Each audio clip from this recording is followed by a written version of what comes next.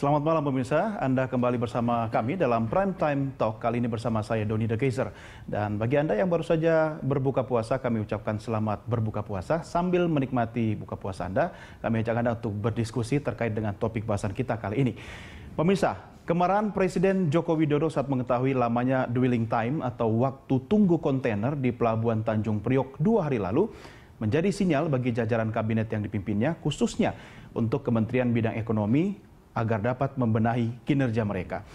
Presiden pun meminta seluruh menteri untuk segera melaporkan kinerja mereka. Melihat kondisi real perekonomian kita saat ini, apakah memang reshuffle kabinet di bidang ekonomi sudah mendesak dilakukan? Lalu apa saja masalah utama bidang perekonomian yang gagal diselesaikan jajaran kabinet ekonomi kita selama masa pemerintahan Presiden Joko Widodo dan Wakil Presiden Yusuf Kala? Kita segera membahasnya dengan narasumber kami yang sudah hadir di studio Berita 1 News Channel, yaitu staf khusus Wakil Presiden Bidang Ekonomi Wijayanto Samirin dan juga Ketua Umum Apindo yang juga Wakil Ketua Umum Kadin Haryadi B. Sukamdhani. Selamat bergabung Pak Haryadi, Pak Wijayanto di Berita 1. Ya, apa kabar? Sehat? Alhamdulillah, sehat. Baik, Bapak sekalian, sebelum kita diskusi, saya ajak Anda untuk melihat kembali bagaimana reaksi Presiden Joko Widodo waktu marah saat mengetahui dwelling time di Pelabuhan Tanjung Priok belum berhasil sesuai dengan yang ditargetkan.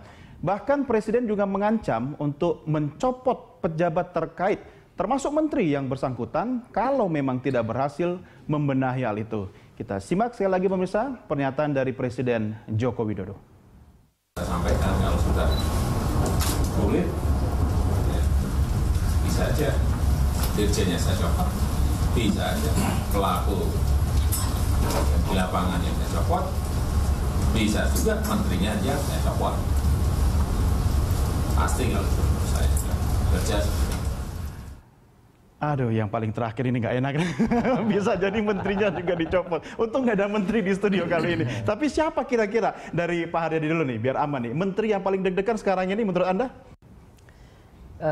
Memang kalau kita bicara, ini kan apa, trigger mungkin yang karena masih baru aja lalu ya Pak Jokowi di pelabuhan. Sebetulnya kita tuh sudah mewarning masalah pelabuhan itu dari zamannya pertama kali Pak SBY menjadi presiden, kita SBY periode pertama ya, udah periode 2004 pertama kita ya, berikan bahwa apa mengenai biaya logistik yang seperti itu, dan di pelabuhan sendiri yang menjadi apa tolak ukur ya untuk pembenahan di dalam biaya logistik kita, itu dari awal sudah kita sampaikan. Dan kebetulan kok ya saya sih bersyukur ya, untung Pak Jokowi belusukannya ke sana itu dan menemukan sendiri dengan mata kepala sendiri betapa kisruhnya manajemen di pelabuhan.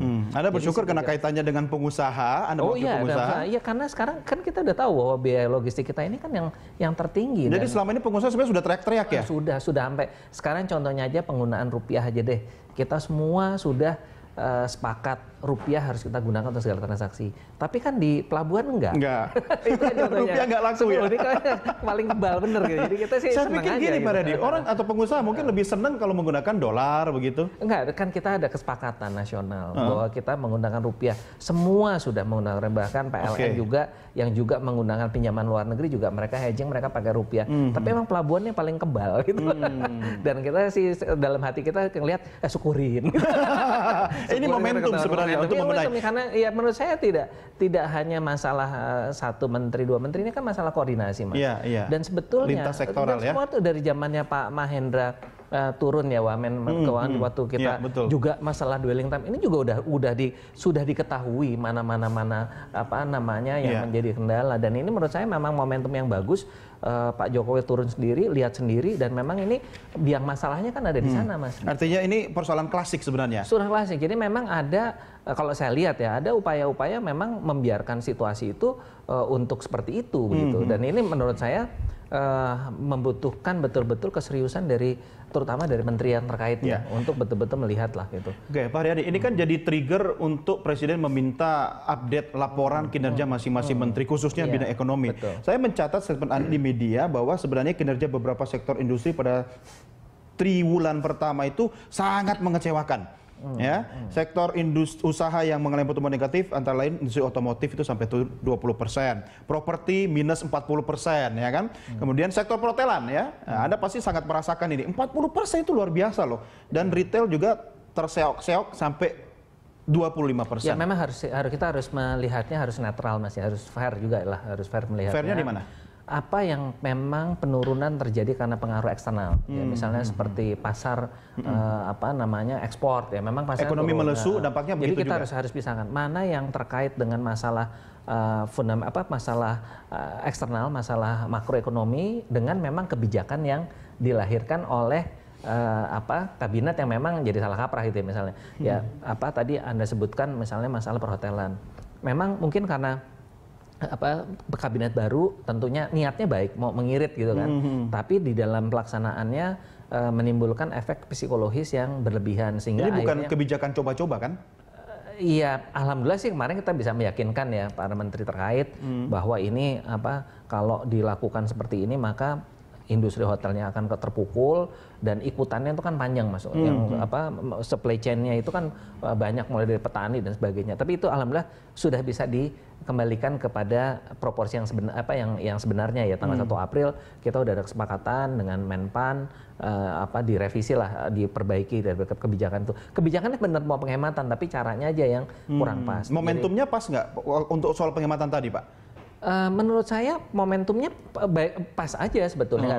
Tapi kan masalahnya gini, menghemat tapi dengan statement bahwa PNS dilarang mengadakan kegiatan di hotel. Itu yang jadi masalah kan. Kalau udah dipotong aja nggak apa-apa, nggak usah dipakai statement embel-embel ini jadi masalah. Embel-embelnya sasarannya sepertinya hanya untuk hotel aja gitu. Hotel itu menjadi kayak korban yang jadi masalah semuanya gitu. Nah, tapi ini suara dari perhotelan. Gitu. Nah, tadi kembali lagi saya sedikit mengenai masalah yang lain-lain itu kayak misalnya tadi yang Pak Jokowi marah-marah itu nggak ada urusan sama makro gitu loh Mas. Harus dibedain. Nah, itu urusannya benar-benar murni adalah koordinasi di antara mereka. Nah, ini gitu. Kaitannya nih Pak Wijayanto. Kalau sampai presiden gerah, presiden sampai secara ekstrim menunjukkan kemarahannya di depan media, ini kan berarti ada sesuatu yang nggak beres atau nggak jalan. Ini penting banget loh, sampai ditunjukkan depan media. Kan di depan presiden ada kamera di situ, dan memang niat presiden mungkin untuk memperbaiki. Tapi sebegitu parahnya kah birokrasi kita, sampai urusan tetek bengek perizinan, ada yang sampai makan waktu berminggu-minggu, itu seperti apa kira-kira? Dengan marah selesai atau bagaimana? Ya, jadi memang kita lihat ya, kalau pada masa-masa kampanye dan awal-awal Pak Jokowi dipilih menjadi presiden, tema yang selalu beliau angkat adalah maritim, kemudian tol laut, menekan biaya logistik yang sekarang ini Indonesia merupakan salah satu yang paling tinggi, gitu ya. Bisa dipahami ketika presiden mengungkapkan kekesalannya karena melihat apa yang dia janjikan, apa yang menjadi unggulan beliau, janji kepada publik, kepada para pengusaha, ternyata justru jauh dari rencana, jauh dari harapan. Dwelling time yang terlalu lama, padahal ini sebenarnya masalah mikro seperti yang disampaikan oleh Pak Haryadi tadi. Kenapa masih seperti itu, gitu ya?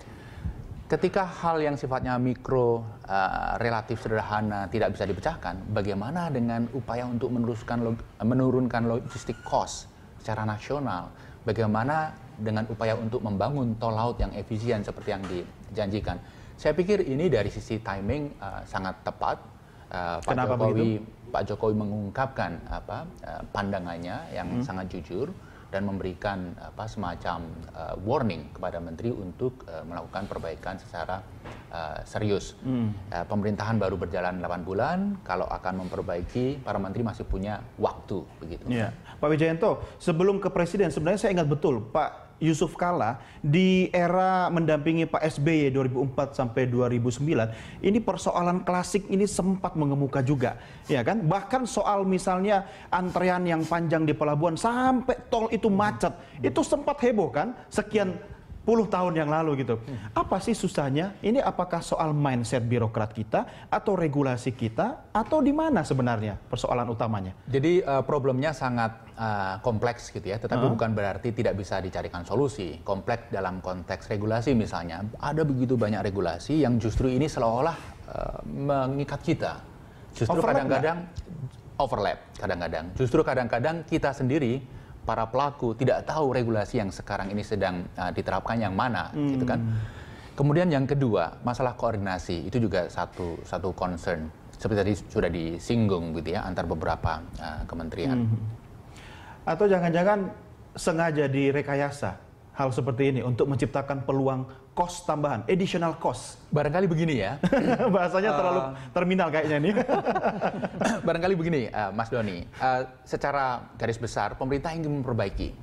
Tapi karena tidak berhasil memperbaiki, ada penumpang gelap yang menikmati kondisi ini. Nah, ini bahasanya terlalu santun. Mungkin Anda yang bisa menceritakan pengalaman di lapangan seperti apa, Mas? Singkat saja. Memang kalau di urusan di pelabuhannya memang sangat luar biasa. Jadi Anda tahu bahwa pada posisi ini kan sekarang importnya turun, betul, ekspornya turun. Iya. Kok dwelling time-nya masih segitu tingginya, gitu kan? Pertanyaannya ada apa gitu? Pertanyaan kan memang ada yang sengaja dan yang luar biasanya, ya saya sorry kalau saya ngomong di publik seperti ini, tapi yang kita disuguhkan kan kita kaget-kaget terus. Cilamaya yang udah dirintis Mas ya, dari zaman Pak SBY seperti itu tiba-tiba dengan sekitar di stop, dipindahin tempat.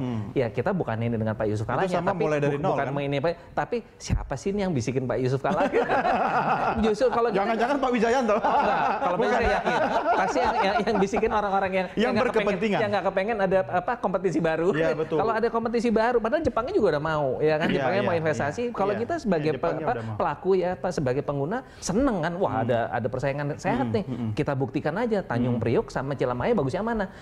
Terakhir tiba-tiba di stop. Nah ini juga di samping message sinyalnya juga jelek untuk investasi, juga kita sebagai pengguna juga kecewa kan. Mau nunggu berapa tahun lagi untuk menyaingi ya ini yang Pak Jokowi barusan ketemu ini. Artinya gitu. Anda mengamini soal Pak Wijaya tadi mengatakan ada penumpang gelap. Bentuknya apa penumpang gelap ini yang terlalu dirasakan banyak pengusaha? kepentingan, Mas. Terlalu banyak kepentingan. Siapa yang berkepentingan? Ya Pelindo 2 ada pastilah cari untung. Oke. Di Rutnya siap-siap ini dievaluasi. Ya, siapa lagi Pak? Yang jelas itu. Dan kedua adalah ya para pelaku di sana. Apakah itu pelaku ini pelaku formal atau pemain-pemain non formal? Baik formal maupun banyak non ya. Di sana kan terkait macam-macam, Mas. Di sana kan ada terkait dengan bea cukainya, terkait dengan perhubungannya, ya kan. Lalu juga terkait dengan syah bandarnya untuk pengelola. Tapi kan semua sudah satu atap di situ. Orangnya sudah ada sekarang semua wakilnya. yang menarik kan itu pada saat importnya turun, ekspornya turun, kok ya masih numpuk. Dan yang lucu adalah yang dialasanin adalah bahwa ada yang ini juga menurut saya nggak masuk akal ya. Ada kecenderungan orang menumpuk kontainer karena biayanya lebih murah daripada di gudang. Mereka daripada sewa gudang di luar. Kan nggak masuk akal, Mas. Kalau saya sebagai otoritas di pelabuhan udah tahu barang ini menjadi penghambat, harusnya dia kan punya otoritas untuk mencabut itu. Apapun lah bisa diatur. Masa negara nggak bisa ngatur sih? Artinya otoritas pelabuhan juga bermain di sini. Saya lihatnya adalah karena ini zamannya yang kemarin heboh-heboh tahun lalu, Mas, waktu Pak Mahendra turun di sana, diturunkan sama Pak SBY, itu juga hebohnya udah begitu Pak Mahendra balik semua balik lagi gitu loh. Jadi menurut saya memang saya sangat mendukung sekali Pak Jokowi ya untuk membereskan ini, karena memang logistik itulah ujung tombak kita di dalam penghematan kos kita kan gitu. Ini pertanyaan yang sampai 8 kali diajukan Presiden Jokowi kemarin, tidak ada yang bisa jawab dan Anda menjawab beberapa di antaranya. Nyatanya begitu kok, masa aneh. Semua udah jelas kok, udah jelas. Tanya Pak Mahendra deh, Pak Mahendra yang dulu diterjunkan. Masalahnya bukan itu Pak Riyadi, ini menyangkut dapur ya. Iya, itu dia. Kita akan lanjutkan di segmen berikutnya. Pemirsa, kami segera kembali sesaat lagi.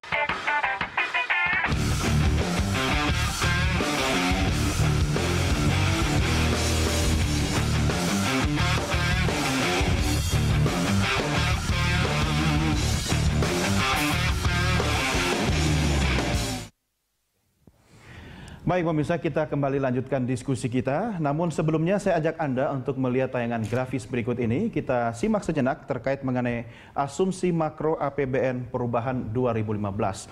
Anda bisa baca di sini bahwa pertumbuhan ekonomi dari 5,8% dirubah menjadi 5,7% atau turun 0,1%. Sementara inflasi tetap yaitu sebesar 5% dengan tingkat bunga SPN 3 bulan tetap di angka 6,2%. Adapun nilai tukar rupiah terhadap dolar Amerika Serikat memang melemah dari Rp12.200 per dolar menjadi Rp12.500 per dolar Amerika Serikat. Ya, yang lain-lain ini termasuk harga minyak mentah itu turun, ya, kemudian lifting minyak bumi kita dan seterusnya. Volume BBM bersubsidi itu dari 17,9 kiloliter, solar 17,05 juta kiloliter dan seterusnya. Ada juga mengenai cost recovery dari 14 miliar US dollar turun dari 16,5. Nah, ini kita lihat kondisi real kuartal 1 pada tahun 2015, ekonomi kita tumbuh 4,71%, turun 0,5% dibandingkan periode yang sama tahun lalu, yaitu 5,21%. Tahun lalu periode yang sama berarti masih Presiden Susilo Bambang Yudhoyono, ya. Nah, dengan tidak bermaksud membandingkan, tapi memang presidennya masih SBY waktu itu, ya, di masa akhir. Nah, inflasi sendiri sampai bulan Mei 2015 itu adalah di angka 7,15%. Ini data dari Bank Indonesia. Ini yang penting juga kita lihat nilai tukar rupiah kita. Sebagaimana statement dari Gubernur Bank Indonesia Agus Martowardoyo, nilai tukar rupiah yang saat ini di kisaran 13.300 per dolar Amerika Serikat menandakan mata uang Indonesia cukup tertekan. Menurutnya, Indonesia kini mempunyai tantangan di defisit transaksi berjalan serta risiko inflasi. Kalau sebelumnya di grafis yang tadi kita lihat bahwa nilai tukar rupiah terhadap dolar itu dipatok 12.500, ya. Yang sebelumnya 12.200, kemudian terjadi pelemahan jadi 12.500. Oke, ini fakta atau gambaran Republik Indonesia sekarang ini, makro dan mikro. Bagaimana mengurai benang kusut ini? Dari sisi kebijakan misalnya Pak Wijayanto, apa yang harus dilakukan oleh pemerintah kita sekarang ini? Terkait makro atau mikro nih? Kita mulai dari makro dulu. Iya, makro. Barangkali kita lihat pertumbuhan ekonomi ya, 4,71 kuartal pertama. Jujur saja ini mengagetkan banyak pihak, termasuk yang di pemerintahan sendiri. Karena melihat asumsi APBN yang cukup tinggi ya, 5,7% begitu ya. Tapi memang tanpa berusaha menyalahkan faktor eksternal, kita melihat ekonomi dunia yang betul-betul sedang lesu. Bahkan Cina sendiri struggle gitu ya, Amerika juga struggle, Eropa struggle, Jepang struggle. Yang cukup survive itu adalah negara-negara seperti India, kemudian Filipina, yang sebenarnya kita tidak banyak melakukan transaksi perdagangan begitu ya. Jadi penurunan komoditi merupakan salah satu faktor penting penurunan ini. Yang bisa dilakukan pemerintah ya prinsipnya hanya 3 hal saja. Kalau yang international trade agak sulit begitu. Yang pertama adalah bagaimana mempercepat realisasi pengeluaran APBN, terutama untuk proyek-proyek infrastruktur. Itu digenjot walaupun menghadapi banyak kendala hingga saat ini. Yang kedua adalah bagaimana investasi itu bisa segera direalisasikan. Data terakhir untuk investasi ini tidak terlalu mengkhawatirkan begitu ya. Yang ketiga yang sangat penting adalah bagaimana supaya daya beli masyarakat itu tetap tinggi. Ya. Nah, ini terkait dengan inflasi, bagaimana menjaga harga bahan pokok dan lain sebagainya. Ini 3 hal yang bisa dilakukan pemerintah, dan saya melihat memang pemerintah melakukan banyak hal di ketiga aspek ini.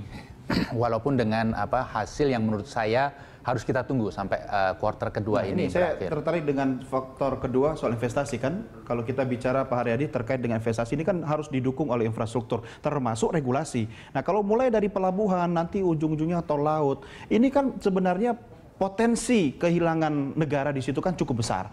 Nah, kalau tidak diperbaiki sekarang, bisa nggak berdampak ke yang lain? Paling tidak ke kalangan pengusaha dulu, atau secara bertahap menurut Anda? Ya, tentu pasti ada pengaruhnya Mas. Jadi masalah infrastruktur ini kan tidak hanya pelabuhan, listrik juga begitu. Sekarang yang kalau di lapangan itu yang paling mengemuka adalah ketersediaan listrik Mas.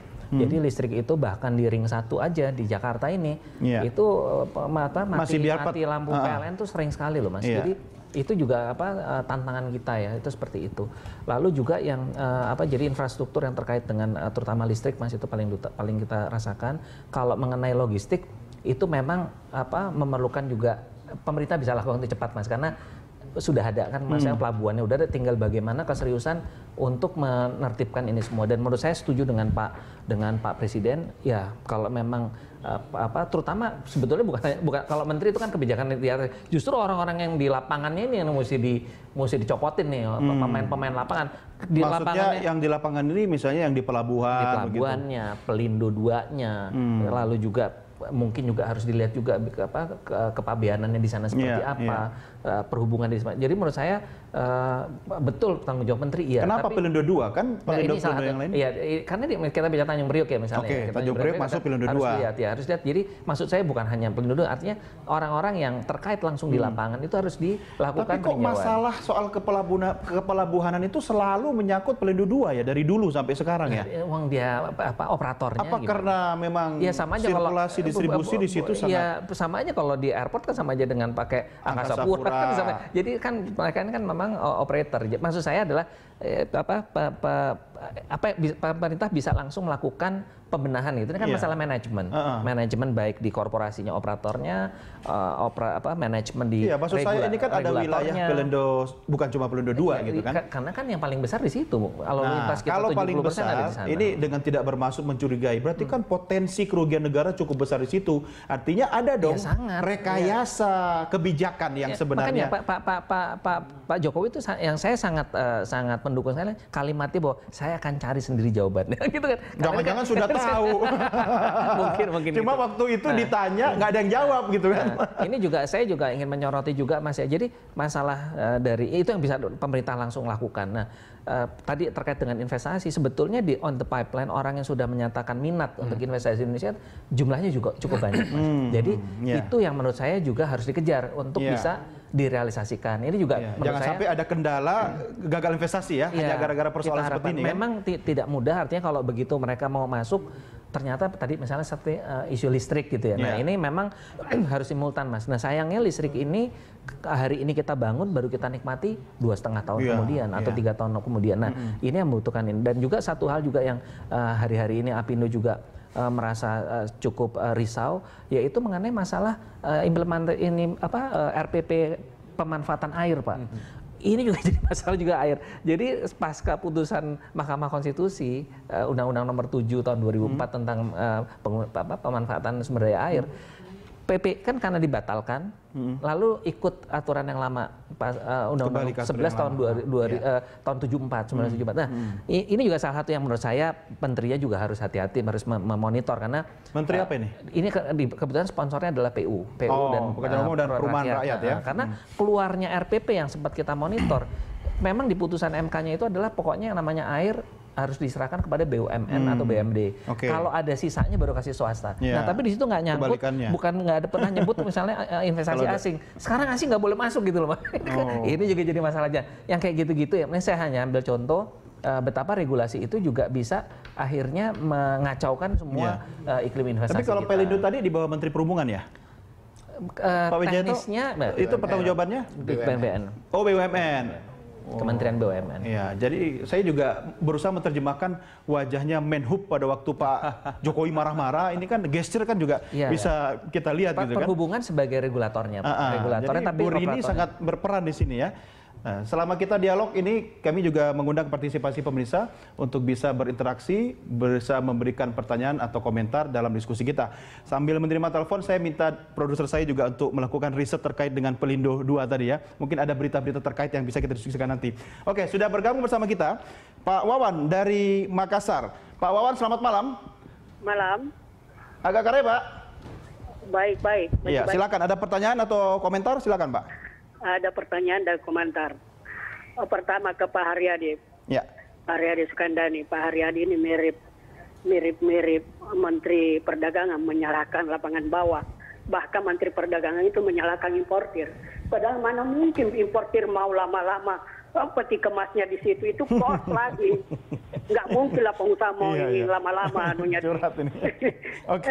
gudang kontainer. Kok menyalahkan? Nah, sama dengan Pak Haryadi menyalahkan yang lain. Pak Haryadi, sekali-sekali dong jalan-jalan ke Tanjung Priok. Lihat bisa di sana kan? Antri masuk, lihat apanya, lihat kemacetannya, lihat apanya. Itu dong lihat. Lihat, jadi jangan disalahkan yang di bawah. Itu yang pertama. Komentar yang kedua? aja. Kemudian ke pengamat ekonomi. Ya, Pak Wijayanto, staf khusus Wapres ya. Pak Wijayanto. Bank Dunia memprediksi kita tumbuh 4,7%. Indeks 5. Kemudian IMF kemarin juga mengatakan di bawah 5. Nah, jadi saya yakin pertumbuhan triwulan kita triwulan kedua ini kembali 4,7 seperti triwulan pertama, bahkan mungkin di bawah. Nah, kalau itu terjadi, itu berarti resesi, Pak. Kalau sudah triwulan pertumbuhan ekonomi suatu negara tumbuh di bawah tren, itu sudah resesi. Itu sudah resesi. Jadi tolong diingatkan Jokowi supaya tidak sekedar meresapel orangnya politik. Saya malah belum bicara reshuffle loh, Pak. Nah, jangan ekonominya aja, politiknya. Baik, Pak Wawan. Bagaimana bisa investor masuk kalau ekonominya iya, baik. Nggak ada kepastian. Baik. Tidak ada kepastian politik berarti. Ya, baik Pak Wawan, terima kasih semangatnya 45 ya Pak Wawan dari Makassar.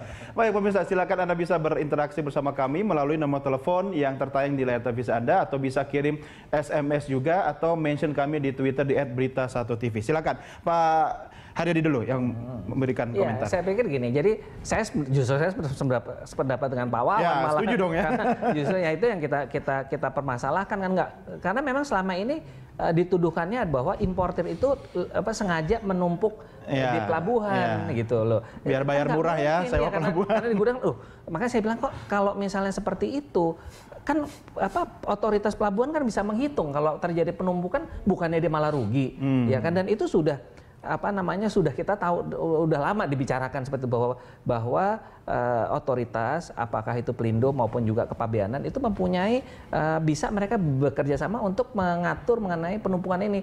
Bahkan kita jangan lupa, kita juga punya report kan, punya report yang di Jababeka ini itu. Bekerja sama maksudnya dipindah. Kolusi. Bukan. Artinya bekerja sama. Kalau memang niatnya itu adalah untuk menurunkan dwelling time. Kalau penumpukan itu terjadi kan bisa dipindah ke report. Iya. Jadi sebetulnya semua itu bisa dilakukan. Bahkan juga kalau memang di tuduhan mereka betul bahwa ada terjadi penumpukan, kan bisa dibikin aturan. Kalau nggak ditebus sekian lama, ini dilelang. Dipercepat aja. Jadi banyak hal yang bisa terjadi. Ya? Iya. Jadi kalau mengenai Pak Wan. Tapi kalau soal itu juga harus ada regulasi yang memayungi dong, Pak. Nggak boleh. Justru itu dia kan apa susahnya, ini kan bicara koordinasi, Mas. Ini kan kalau misalnya niatnya memang itu ya kan. Butuh dukungan politik dari parlemen dong. Ini mah nggak usah sampai parlemen, itu kan teknis sekali di lapangan. Ini nggak perlu apa-apa. Jadi ini tergantung. Maksudnya begini, jangan sampai makan dapurnya wakil rakyat kita, Pak. Saya tidak ini ya, Bapak tidak melebar-lebar. Saya hanya bicara yang teknisnya aja di lapangan itu. Dan sekarang ini yang tadi kan udah terjadi betul. Jadi memang terkonfirmasi orang volumenya importnya turun, ekspornya turun juga. Kenapa jadi masih masa semua turun, ngantrinya masih lama gitu ya? Dan itu kan merugikan sekali. Oke, Pak Wijanto, Anda akan bahas atau jawab di segmen berikutnya ya. Tahan dulu. Baik pemirsa, kami segera kembali sesaat lagi. Tetap bersama kami.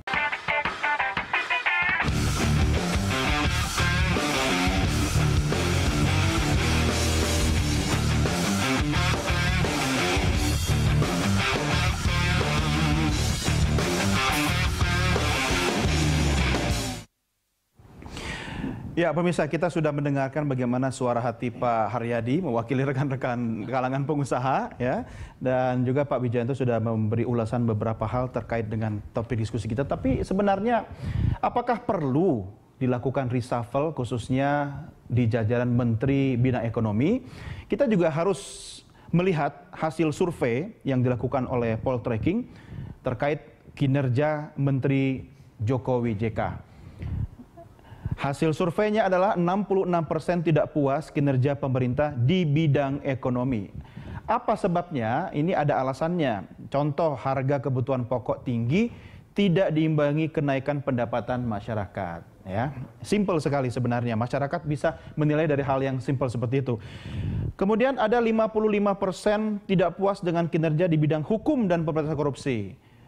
Alasannya kisruh antara KPK dan Polri. Hari ini Presiden Joko Widodo melakukan rapat terbatas menteri-menteri bidang hukum. Ini mungkin untuk menganalisa terkait dengan ketidakpuasan masyarakat ini.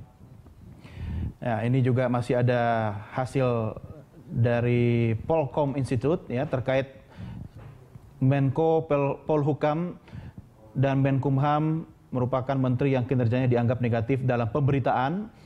Dan Menko Perekonomian Sofyan Jalil, Menteri BUMN Rini Sumarno, dan Menteri SDM Sudirman Said termasuk menteri yang dinilai berkinerja negatif. Berkinerja negatif. Kalau tadi Pelindo itu di bawah Bu Rini ya, Pak Wijayanto ya. Nah, Anda sepakat tidak dengan hasil survei seperti ini? Dan sekaligus menjawab pertanyaan pemirsa kita dari Makassar tadi. Ya, sebenarnya kalau kita komentari yang di bidang ekonomi dulu ya. Yang pertama pertumbuhan 4,7, kuartal kedua akan tumbuh berapa? Menurut saya kalau kita mau realistis ya kira-kira 4,7% lah. Tapi yang paling penting di sini adalah pertumbuhan itu tidak turun lagi. Artinya kuartal kedua merupakan titik balik.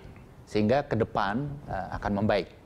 Kalau kuartal kedua jauh lebih buruk lagi, berarti ini titik terendah kita 4,7%. Saya yakin akan ada perbaikan di kuartal kedua, paling tidak sama begitu ya. Ada beberapa data yang mengindikasikan itu, misalnya konsumsi listrik meningkat. Ini menggambarkan aktivitas masyarakat di level grassroots maupun manufacturing. Itu salah satu indikasi. Nah, tentang kinerja tim ekonomi, saya pikir memang tantangan kita saat ini adalah ekonomi begitu ya. Jadi ekonomi global, kemudian komoditi, di dalam negeri sendiri masalah logistik cost yang tinggi, kemudian infrastruktur yang belum terbangun dan lain sebagainya, harga-harga naik, supply bahan kebutuhan pokok agak terganggu begitu ya, distribusinya tidak lancar. Jadi memang yang sedang kita hadapi adalah masalah-masalah ekonomi, sehingga sangat bisa dipahami ketika masyarakat kemudian tidak puas dengan tim ekonomi. Tetapi kita boleh nggak dikatakan ini rapor merah Menteri Bidang Ekonomi? Tetapi begini, kita harus melihat ini dalam kacamata yang lebih komprehensif. Tim ekonomi tidak sendirian. Mereka bekerja dalam environment yang melibatkan banyak kementerian yang lain. Ini ngajak temen dong berarti. Reshuffle bareng-bareng. Artinya begini, saya sangat yakin Pak Jokowi ketika melihat tim kabinetnya, dia menggunakan kacamata yang komprehensif. Gitu ya. Tidak serta-merta ekonomi yang akan di-reshuffle misalnya. Termasuk pertanian misalnya, banyak keluhan di masyarakat, ya kan? Ada kelangkaan di mana-mana, kemudian kita harus impor beras dan seterusnya. Saya sebenarnya secara pribadi beberapa waktu lalu sempat berdiskusi dengan Menteri Pertanian. Tapi yang menjadi pertanyaan saya, apakah itu juga menjadi bagian dari rapor merah Menteri-Menteri Jokowi yang harus dikritisi? Apakah Pak Yusuf Kalla pernah membahas dengan tim ekonominya, termasuk Anda, yang bisa dibisikkan kepada Presiden Joko Widodo terkait evaluasi ke Menteri-Menteri ekonomi ini? Saya pikir terkait dengan reshuffle kabinet, ini betul-betul urusan presiden, hak prerogatif presiden. Yang saya yakini Pak JK pasti akan memberikan second opinion. Beliau tidak pernah mendiskusi untuk diganti atau tidak diganti, untuk memberikan masukan apapun itu. Gitu ya. Perbaikan ya. Tetapi begini, kembali ke masalah pergantian menteri, saya pikir Pak Jokowi akan melihatnya komprehensif. Misalnya, investasi kok tidak naik-naik, ini kok tidak, logistik cost kok tidak ini pembangunan infrastruktur kok tidak lancar. Hambatannya adalah, masalah kepastian hukum, masalah lahan, masalah ini dan lain sebagainya. Jadi pandangannya pasti akan sangat komprehensif. Tapi kalau Anda jadi presiden, menteri siapa yang rapornya paling merah yang harus diganti? Kalau saya jadi presiden, tidak akan saya beritahu kepada yang lain sebelum saya umumkan secara resmi. Nggak berani mungkin. Oke, baik Pak Wijayanto, Pak Haryadi. Kita akan coba terima telepon lagi dari pemirsa. Sudah bergabung bersama kita. Pemirsa melalui telepon ada Pak Hermawan di Sukabumi, Jawa Barat. Pak Hermawan, selamat malam. Berita satu. Apa kabar Pak Hermawan? Baik. Terima Silakan kasih. Pak, ada pertanyaan atau komentar? Ya, baik. Ini terkait dengan reshuffle menteri-menteri ekonomi ya. Kalau saya sih melihatnya sederhana saja lah. Kita nggak perlu terlalu yang dibenahi itu karena memang terlalu jelimet. Menteri-menteri ekonomi ini memang backbone ya. Dia ini adalah penjawab terdepan dari apa yang dikomitmenkan oleh Presiden Jokowi ketika masa kampanye. Ini karena ini hal-hal yang saya ingin membawa kepada hal-hal yang mendasar saja gitu loh. Mana itu kemandirian pangan, mana itu subsidi untuk petani, mana itu sawah-sawah yang baru, mana itu irigasi-irigasi yang dibangun. Saya lebih baik kita itu terfokus kepada satu permasalahan. Perekonomian itu besar, luas. Saya ingin mengajak pada pemerintah itu supaya fokuslah. Fokusnya di mana nih Pak? Urusin dulu perut rakyatnya ini. Pertanian? Mungkin saya lebih setuju dengan pertanian ya. Pertanian itu urusan perut ya. Utama dulu deh. Baru kemudian itu kontainer yang nunggu lama baru diurusin. Mahakam blok mahakam. Pak Hermawan, ini kalau seandainya hari ini Anda saya lantik jadi presiden, kalau Anda harus mengganti menteri mana yang harus di-reshuffle? Waduh. Anda bebas kok. Soal bukan saya yang pilih kemarin ini. Menurut Anda yang rapornya merah menteri apa ini? Kalau yang menurut saya sih yang rapor merah itu, saya lebih bukannya rapor merah ya. Untuk yang ketegasan lebih tegas saja. Saya ingin presiden itu lebih condong dulu kepada pangan. Oke, Menteri Pertanian maksudnya. Menteri Pertanian Oke. atau ya, saya sudah acungi jempol kepada beliau. Pak Hermawan ngomongnya juga nggak enakan, padahal ya. wajahnya agak kelihatan loh Pak. Karena bulog. Oke, baik. Diganti ya. Pak Hermawan, terima kasih sudah bergabung bersama kami. Selamat malam Pak. Baik, Pak Haryadi, ini terkait dengan berbagai masukan tadi. Artinya ada ketidakpuasan masyarakat. Memang tidak bisa membuat perubahan dalam waktu 1 semester. Tapi apakah ini bagian dari proses menuju ke arah yang lebih baik? Kalau tadi saya pinjam statementnya Pak Wijayanto, kita optimis kok bahwa angka 4,7% itu nanti akan ada perbaikan atau koreksi. Komentar Anda? Kita harus ada benchmark ya. Nah, benchmark Pak Jokowi itu kita pemilihan di Indonesia itu terpaut 1 bulan dari India. Ini menarik. Jadi saya sih susah lah kalau Cuma ngomong 1 itu bulan, cuma 1 bulan ya. Nah, yang jelas India penduduknya 3 kali lipat lebih dari kita. Betul. Dan dia pertumbuhannya, Mas tahu nggak berapa? 7,5%. 7,5% pertumbuhan. Itu kemarin saya ngobrol-ngobrol sama managing directornya MF ya, kebetulan dia ke Jakarta, kita ngobrol-ngobrol begitu gitu. Jadi artinya kita harus lebih baik dari India karena kita nggak punya masalah, mungkin korupsi ya lebih masif di sana gitu. Problemnya banyak lah. Betul. Kita jadi punya kesempatan. Nah sekarang pertanyaan kenapa kita kok seperti ini? Nah menurut saya adalah kembali lagi kepada kompetensi memang menteri-menterinya harus itu. Jadi memang ini mau nggak mau memang kalau ada isu saya rasa Pak Jokowi juga mungkin gergetan juga karena dia juga mau lari. Tapi yang harus diganti siapa dong Pak? Saya nggak ke situ lah ya. Yang kaitannya dengan kalangan pengusaha atau kadin misalnya. Ya gini, yang saya bisa sampaikan adalah tadi ya saya bilang kan saya udah bagi. Oke, Pelindo kita sudah catat. Kita mana yang terkait dengan urusan makro kita harus pisahkan. Tapi yang terkait dengan kebijakan-kebijakan yang sudah harus bisa dilakukan oleh kementeriannya sendiri itu kan bisa jalan gitu loh. Gitu. Jadi menurut saya ya kita bisa lihatlah kenyataannya kan. Salah satunya adalah ya ini mudah muncul masalah BUMN. Teriakan-teriakan seperti ini apakah teman-teman di Apindo atau di Kadin sudah menyuarakan secara langsung kepada Presiden? Kalau kita langsung kepada Presiden tunjuk hidung ya enggak lah ya. Tapi permasalahan Presiden kan juga manggil pengusaha kita, Pak Wapres juga manggil kita. Kita udah sampaikan. Jadi kami di dunia usaha itu nggak biasa Mas, tunjuk hidungnya ini menyalahkan itu kita nggak begitu.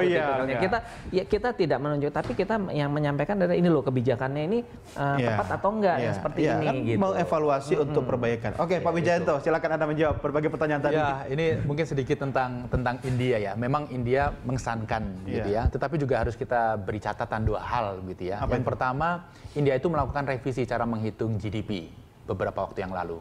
Sehingga GDP yang mereka tunjukkan sekarang itu meng-capture beberapa hal yang dulu tidak di-capture. Sehingga peningkatan ini merupakan kontribusi dari faktor itu. Akumulasi? Pencatatan yang baru. Kemudian yang kedua, India adalah net importer komoditi. Jadi ketika harga komoditi anjlok, minyak dan lain sebagainya, dia itu diuntungkan. Jadi ada tambahan pertumbuhan akibat biaya import yang lebih murah, kan selisih ekspor. Tapi soal 7,5% tadi sama dengan cara menghitung 4,7% kita kan? Begini, masing-masing negara mempunyai cara tersendiri menghitung GDP-nya, begitu ya. Yang penting konsistensinya. Tapi India memang harus diapresiasi. Mereka melakukan banyak hal yang bagus. Nah, kemudian terkait dengan masalah pangan, saya sepakat sekali. Pangan ini juga permasalahan penting. Tetapi kembali, Menteri Pertanian juga tidak bisa sendiri untuk memperbaiki. Betul. Iya, betul. Ini memang terkoneksi dengan banyak hal.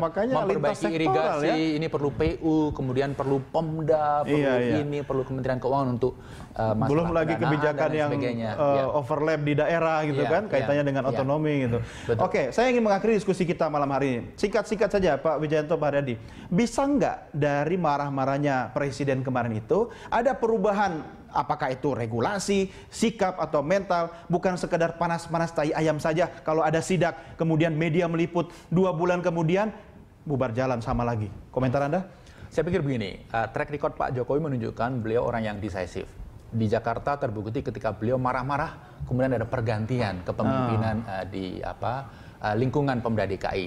Saya juga menduga apa yang beliau lakukan di Pelabuhan Tanjung Priuk itu merupakan leading indicator akan ada beberapa hal yang cukup signifikan di kemudian hari. Kalau reshuffle, hampir semua kabinet di Indonesia itu ada reshuffle. Problemnya adalah berapa banyak yang reshuffle dan kapan. Nah ini Pak Jokowi dan barangkali Pak Jokowi yang tahu. Baik, Pak Haryadi, 5 detik. Ya, kalau saya meyakini Pak Jokowi Bisa ada perubahan? bisa ada perubahan. Oke. Karena beliau dan Pak JK karakternya sama, selalu detail Mas. Jadi dia memutuskan sudah suatu keputusan, dia akan cek lagi. Iya. Jadi saya yakin apalagi kalau pasti sudah ada perubahan, keluar insya Allah. kata-kata ancaman, pasti ya. Karena kami sama-sama orang Solo. Oh gitu ya. Iya, sama-sama Solo ya. Oke, baik. Pak Haryadi terima kasih bersama kami, Pak Wijayanto terima kasih, dan terima kasih. sukses buat Anda berdua. Sampai ketemu lagi, dan pemirsa, sampai di sini diskusi